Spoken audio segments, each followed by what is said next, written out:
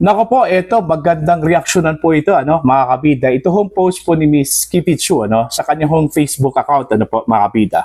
Patungkol po ito sa nakatakda hong paglabas po, ng controversial video po. Okay, kung saan po ang nilalaman po dito, mga kabida, ito hong si dating House Speaker Martin Romualdez, Itong video na ito ay ginawa po ito, mga kabida. Isa po itong 90 minutes na investigative documentary po ng Peanut Gallery. Alright? E yung araw daw, ilalabas ito ni Mr. Franco Mabanta, mga kabida. Po. Okay? Sa post po ni Miss Kipichu, napaka-perfect daw yung timing po ng paglabas po ng video na ito ngayong araw. Bakit? Kasi unang-una po, kagabi lang po, mga kabida, nakapaglagak po ng bail ito hong si Franco Mabanta at yung kanya hong tatlo pang mga kasamahan po dito sa alleged extortion na isinampa po, mga kabida, ng National Bureau of Investigation laban ho sa kanila, Okay, dahil ho dito sa sinasabi hong pag-extort daw ni Mabanta at ng kanyang grupo kay dating House Speaker Martin Romualdez. Okay, at alam nyo ba kung ano po ang pinag-ugatan po ng extortion o alleged extortion na ito? Ay ito daw controversial na video na ito, mga kabida. Yung video daw, mga kabida, ang nilalaman daw doon, yung mga controversial involvement daw ni Martin Romualdez sa issue po ng corruption. In fact, marami hong nag-comment po ng mga netizens, mga kabida, na kung ilalabas daw itong video na ito, baka naman ito na yung ultimate downfall daw ni dating House Speaker Martin Romualdez. Okay? At babasahin ko lang muna, ito hong post po ni Miss Kipichu. Okay?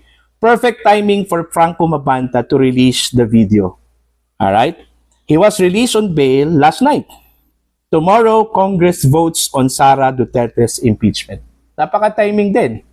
Kasi bukas po, Monday, yun yung araw po na nakatakda hong bumoto ito hong mga mababatas po, mga kabida dyan po sa plenary dito ho sa articles of impeachment. Okay, kung ito po ba ay aakyat ho sa Senado o hindi, mga kabida.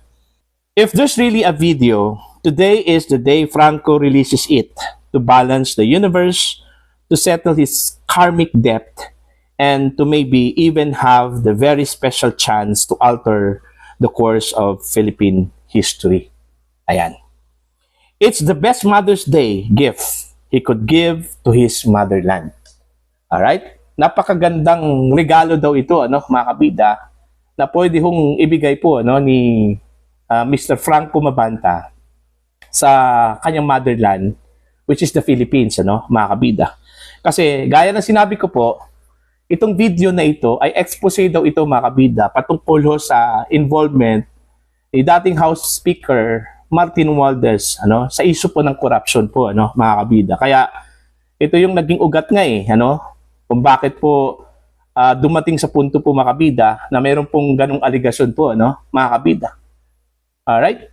Now, ano kayang epekto dito ho sa video na ito kung sakali man po ilalabas ito, mga kabida, ngayong araw? Doon sa kaso po ni Martin Romualdez, diyan po sa Office of the Ombudsman. Alright? Kung maalala po niyo, mga kabida, meron na pong pronouncement ito hong si Ombudsman Boying Rimulya patungkol ho sa involvement ni dating House Speaker Martin Romualdez sa issue po ng flood control projects. Okay? In fact, yung mga testimony po, mga kabida, ni dating Marine Officer Orly Gutesa, yung 18 mga dating sundalo po, mga kabida, at even former Ako Bicol Party List Representative Zaldico, ginamit po ng Ombudsman against Romualdez po, mga kabida. Alright? Now, para sa akin, personally, kung ang nilalaman po ng video na ito is very damaging po kay Romualdez, kasi sinabi nga na ang nilalaman daw dito, mga kabida, yung mga issue po ng corruption of Martin Romualdez. Okay? Yung investigasyon po, mga kabida, ng Peanut Gallery, patungkol sa involvement ni dating House Speaker Martin Romualdez sa issue po ng corruption. Okay? Mga kabida, po. Mantakin nyo mismo yung Office of the Ombudsman po ay tinag itong si Martin Romualdez po makabida, kasama na po itong si Zaldico, ano, ng mga mastermind daw dito ho sa kickback po ng anong tawag po dito? Flood control scam, mga kabida, ano po. Ewan ko kung kabilang po ba dito, ano, yung issue po ng 2025 national budget, ano, mga kabida, kung saan po napakalaki yung role po, mga kabida, no, ni dating Hako Bicol Party List Representative Zaldico doon ho sa 2025 national budget insertions. Mismo si Zaldico po ang umamin po, mga kabida, no, na nagkaroon po ng insertion doon. In fact, may figure po 100 billion pesos po yung insertion daw doon, ano, mga kabida.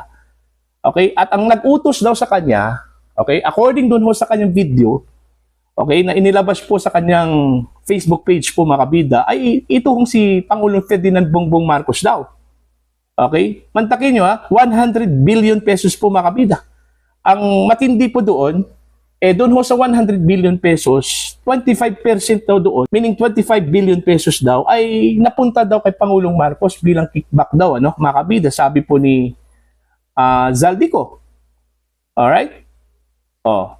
Doon naman po sa pahayag po ni Gutesa po, mga kabida, okay, siya yung una hong nagpaputok po, ano, dito ho sa issue po ng money delivery scheme. Okay? Naghatid daw siya ng pera at hindi lang po simpleng pera po, ano, mga kabida, isinilid pa po, ano, sa mga maleta, alright, na ang nilalaman daw doon, ano, average 48 to 50 million pesos ay dineliver daw niya, mga kabida, doon ho sa bahay daw ni Martin Romualdez sa McKinley Street, ano, sa Maytagig. Yun yung una hong paputok po, ano, ni Gutesa po, mga kabida. Alright? At ito po ay sinundan ng testimonya po, mga kabida, ng 18 mga dating sundalo na dating mga security aid daw, ano, ni Ako Bicol Party List Representative Zaldico. See? Kaya nga, doon ho nagkaroon po ng sapat daw na basihan ito hong Office of the Ombudsman. Kaya nga, nakahanda daw na isasampa daw yung mga kaso, patong-patong na kaso, ano, laban ho dito kay Romualdez, dyan po sa Sandigan Bayan.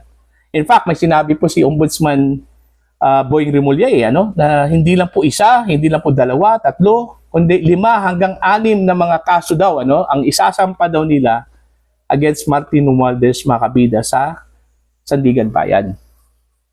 See? So, kung totoo man po itong video na ito, na ang nilalaman po, mga kabida, ay patungkol ho sa alleged corruption ni Martin Romualdez, napakalaking bagay po, ano, na epekto po, ano, mga kabida, dito ho sa mga kaso o investigasyon po na kinakaharap po, mga kabida, ni dating House Speaker Martin Romualdez. Alright? Mantakin nyo 90 minutes na video ito, meaning 1 hour and 30 minutes po, ano, mga kabida. So mahaba-haba na po itong video na ito, ano. Ang nilalaman po is about involvement daw sa issue po ng corruption ni dating House Speaker Martin Romualdez. So abangan po natin to. Tingnan natin to, ano, kung gaano ba ka-explosive, mga kabida, itong video ng Peanut Gallery, ano. Kasi talagang pinagpuyatan daw ito, mga kabida, no, ng mga staff po ng Peanut Gallery, ano. Itong investigative documentary na ito, ano, mga kabida. Alright? So para sa akin, napaka-timing po. Okay, ngayong araw, itong schedule na ilalabas itong video na ito. Dahil unang-una po, okay, lumabas na po itong si Mabanta. Nakapag-post po ng bail po kagabi, ano, mga kabida. Pangalawa, Mother's Day ngayong araw. So, it's a perfect gift ito para ho sa mga Pilipino, para ho sa Pilipinas. Kung sakali man po, very exclusive at totoo itong video na ito, ano, mga kabida, laban ho kay dating House Speaker Martin Romualdez. Alright? Tsaka pangatlo po, ano, mga kabida, malaking bagay din ito, malaking epekto din ito, ano, mga kabida, okay, dyan po sa House of Representatives. Kasi kung very exclusive itong video na ito, ano, granting na exclusive po ang video na ito, mga kabida. Ibig sabihin po na exclusive, may kagat talaga, no? Mga kabida. Napakalaking epekto po ito dyan po sa House of Representatives considering bukas po ay magbobotohan na po sila, mga kabida, patungkol ho sa issue po ng impeachment against Sara Duterte. Alalahanin po ninyo, doon ho sa issue po ng flood control projects. Okay, ang napuruhan dito, mga kabida, na maraming involved daw, ito hong House of Representatives. Alright? Kasi kung maalala po ninyo, mga kabida, yung testimony po ni Mr. Cordy Diskaya, isa ho sa mga kilalang contractor po na DPWH. Di ba? Doon ho sa Senate Blue Ribbon Committee, mga kabida, tumistigo ito hong si Diskaya at sinabi niya na marami daw silang mga binigyan na kongresista bilang kickback, mga kabida. In fact, nasa 17 ata yun, kung hindi ako nagkamali, pinangalanan pa nga ni Mr. Diskaya, yung mga kongresista na sinasabi hong tumanggap daw, ng kickback mula sa kanya. Okay? At kabilang doon si Saldico at saka ito hong si dating House Speaker Martin Romualdez. Alright? Now, napakalaking epekto po ito, mga kabida, doon ho sa impeachment. Kasi doon ho magre-reflect kung bakit po bumoto ito hong mga kongresista in favor dito ho sa impeachment ni Vice President Sara Duterte, Kasi yun nga may mga lumabas na haka-haka po, Okay, na takot daw itong mga mababatas na ito na si Sara Duterte maging presidente po ng Pilipinas dahil hahabulin daw yung mga may kasalanan po sa bayan, yung mga gumawa po ng corruption po, mga kabida. Kung sakali man po, si Sara Duterte ang magiging presidente po sa 2028. Okay, kaya ang kanila hong goal dito, mga kabida, ng House of Representatives is really to remove Sara Duterte, okay, and to make her disqualified sa pagtakbo bilang Pangulo po ng Pilipinas sa 2028 presidential elections. Alright? Kung nasubaybayan po ninyo yung House Committee on Justice hearings, mga kabida, kahit wala na pong mga batayan yung mga ebidensyang isiniwalat po doon, walang authentication, walang corroborative statements, mga kabida, pero tinanggap pa rin ng House Committee on Justice. At in fact, parang gospel truth na po yun, mga kabida. See? Ang sabi pa ng isang kongresista na narinig ko po, na yung mga ebidensya daw ipinakita ni Trillanes, ipinakita ng AMLA, ipinakita po ng kanilang witness na si Ramil Madriaga, mga kabida, undisputable daw Overwhelming. Yun yung sabi nila. Okay? Kasi po, kahit gaano ka mahina o kalakas po yung ebidensyang inilatag po dyan, mga kabida, wala hong pakialam ito hong mga kongresista. Basta ang importante may ebidensya po against the Vice President. Alright? So yun po, itinuloy. Ang sabi ng Committee on Justice, meron pong probable cause. See? So, ang pinakamagandang battlefield, hindi ho sa Committee on Justice, by the way, doon ho sa Senate. Okay? Kasi doon ho natin malalaman, mga kabida, kung yung mga ebidensyang inilatag dyan po sa Committee on Justice ay malakas ba yun o mahina, to convict, alright, or to acquit the Vice President. Ganun lang po yun. So, para sa akin, kung totoo man po yung video ng Peanut Gallery na ilalabas daw ngayong araw na ito, at meron pong napakalaking impact doon ho kay dating House Speaker Martin Romualdez, may malaking epekto po ito. Hindi lang po sa impeachment ni Vice President Sara Duterte, mga kabida, kundi pati na rin doon ho sa ginagawang investigasyon po ng Office of the Ombudsman against dito ho kay dating House Speaker Martin Romualdez, mga kabida. Pero kung ang video na ilalabas po ng Peanut Gallery, wala hong pagkakaiba doon ho sa mga video po, mga kabida, kung saan po ay basta video lang, wala hong laman, okay, walang kagat against sa Martin Romualdez, walang silbi din. Okay? Parang ano lang yun, promotion lang din, ano, mga kabida, kay Martin Romualdez yun, ano, mga kabida, ano po.